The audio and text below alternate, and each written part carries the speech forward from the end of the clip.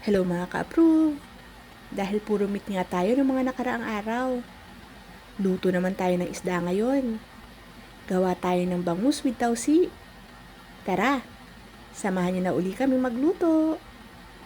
Una po ay coat po muna natin yung bangus ng harina. Tinimplahan na po natin yan ng asin at hiniwa-hiwa na rin po. Piprituhin po natin yan. Kailangan lang po mag-golden brown yung both sides niyan. Prituhin po natin yung bangus para po hindi madurog mamaya. Pagkatapos po natin magprito, mag-uumpisa na po tayong maggisa. Una po natin gigisahin yung ating bawang, isasunod natin yung sibuyas, tapos po yung kamatis. Medyo durugin po natin yung kamatis. Pagkatapos po yan, isunod na po natin yung tausi. Hinugasan na rin po namin yung tausi para mabawasan po yung alat niya. Pagkatapos po niyan, lagyan na po natin ng tubig.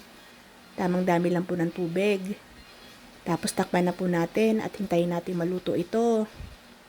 Pag kumulo na po ito at lumambot na po yung ating tausi, lagyan natin ng paminta, konting asin at saka ng ginisa mix. Haluin po natin yan. Tikman nyo po para mabase nyo po sa panlasa nyo po yung alat na gusto nyo.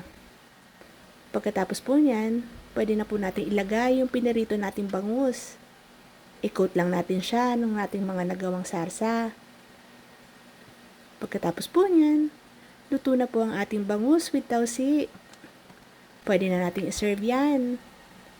Kain na po ulit tayo.